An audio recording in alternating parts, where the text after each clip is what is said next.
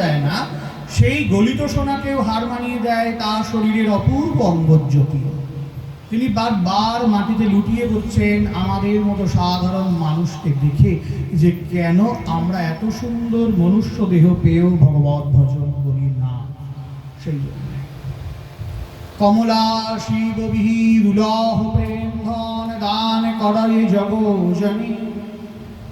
লক্ষ্মী দেবী এমনকি শিবজি পর্যন্ত এবং কি ব্রহ্মা পর্যন্ত যে প্রেম ধন পান না, সেই প্রেম ধনকে মহাপ্রভু অকাতরে আমাদের জন্য দিয়ে দেন।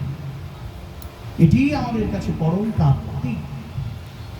তাই সেই সনাতন গোস্বামীপাদ মহাপ্রভুকে জিজ্ঞাসা করেছিলেন যে কে আমি, কারে আমায়, যারে তাপত্রয়, আমি কে, কে আমি, কি আমার পরিচয়?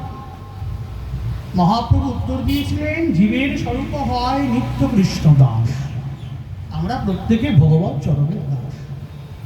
এছাড়া আর দ্বিতীয় উত্তর হতে পারে না। আমি এই জন্মে পুরুষ আছি, পরজন্মে পুরুষ কি মেষ তো পরের কথা, আমি পশু কি পাখি হব তাও তো জানি না। তাহলে আমার মূল যে আমি, এটা আমি কে?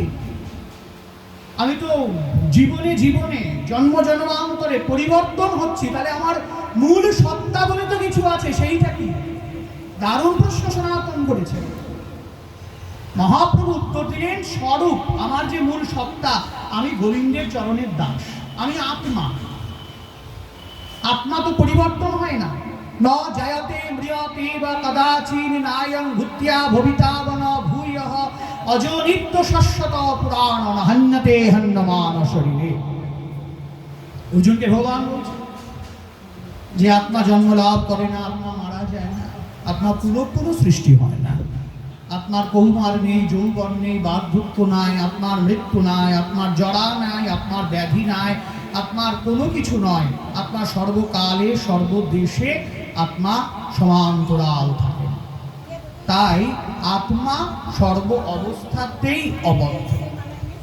নৈনং চিন্দন্তি শস্ত্রাণি নৈনং দহতি পাবকঃ ন চৈনং তদয়ন্তয়পঃ ন শোষয়তি মারুতঃ।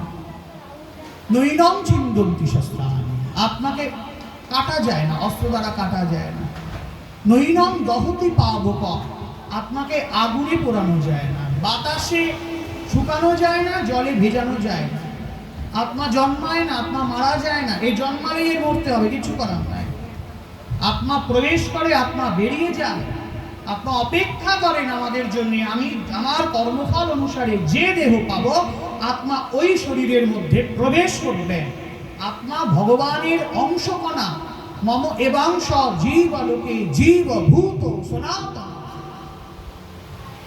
অতীব সূক্ষ্ম, তাকে মাইক্রোস্কোপেও ধরা যায় না, তাকে আপনি জোর করে ধরে রাখতে পারবেন না। সে যে মানে না মানা, সে কিচ্ছু মানে না। আমার বাড়িতে আত্মীয় স্বজন বিরাট বিয়ে খাওয়া, আজকে আপনার ভাববে যে আমি শরীরে থেকে যাই, কালকে যাব? না না না না, ওসবও ভাবে না। তারে ধরতে পারলে মনে বেঁধে দিতাম পাখির পায়ে, জিন্দগিতে কেউ পারেনি আর পারবেও না। পাখি কেমনি আসে যায়?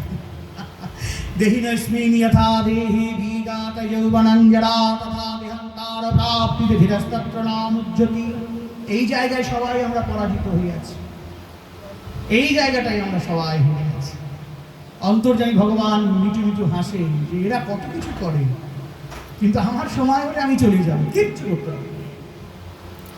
হাজার আইসিইউতে রাখো, যা করো না কেন, আমার সময় হলে আমি চলে যাব। দেবী সেটিকে জিজ্ঞাসা করা হয়েছিল যে আপনি অত বড় হার্ট স্পেশালিস্ট, বললেন দেখুন আমি তাদেরকেই বাঁচাতে পারি, ভগবান যাদেরকে রাখেন। বাংলাদেশে এই বক্তব্যটা বাংলাদেশে রেখেছিলেন যে আমি তাদেরকেই বাঁচাতে পারি যাদেরকে ভগবান রাখেন, আর তিনি ডেকে নিলে আমার আর ক্ষমতা হয়।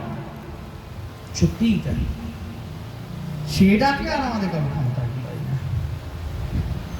আপনার রামও বিলীলয়া, আত্মারূপে ভগবান থাকে, যার উদ্দেশ্যে ভগবত কথা কীর্তন আদি সমস্ত কিছু হয়। কিন্তু তার উদ্দেশ্য এগুলি হওয়া মানে তার সৎ গতি হওয়া, সুন্দর একটা সে জীবন পাবে, কিংবা ভগবত চরণে আরবিন্দে যাবে। এই জন্যই তো।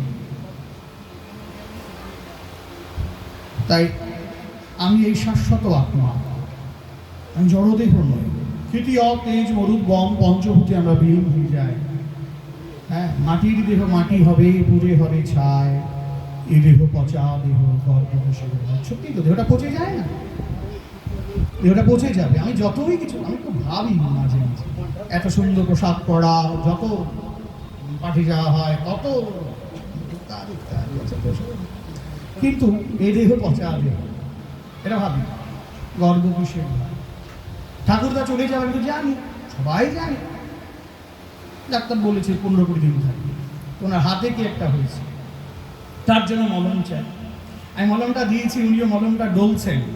আমি ভাবছি এই শরীরটাই তো চলে যাবে, উনিও জানেন। তবুও যতক্ষণ বেঁচে থাকা যায় মলমটা দিচ্ছেন হাতে। হ্যাঁ, তার 7-8 দিন পরেই তো মারা গেল। এই যে বিষয়টা, হ্যাঁ, যেতে হয়, আমাদের কিছু করার নয়, যেতেই হবে। অর্জুন অনেক কাঁদছেন, তীর দিয়ে মারবেন না, ওরা যাতে বেঁচে থাকে, আমার সব বন্ধুরা, সব আত্মীয় আছেন। ভগবানকে বলছেন, যদি আমাকে পুরো পৃথিবী কেউ দান করে, স্বর্গরাজ্যও যদি কেউ দান করে, তো আমি শোক ভুলতে পারি না।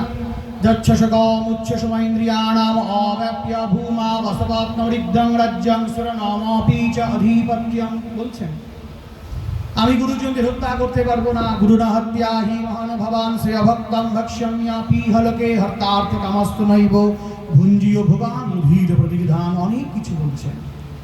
ভগবান বললেন, অর্জুন তুমি 1000 কাঁদলে, যারা যাবার তারা যাবে।